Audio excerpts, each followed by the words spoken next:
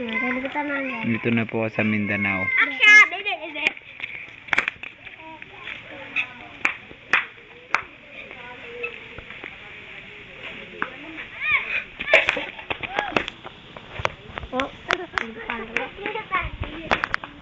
Dito na po ako sa Mindanao at saka ito yung kung saan naroon yung mga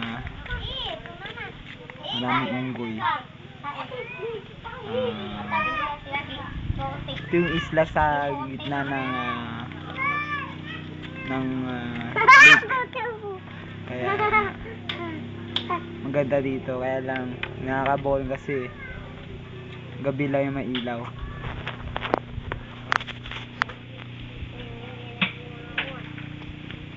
Ayun yung nila. Ayun yung bahay.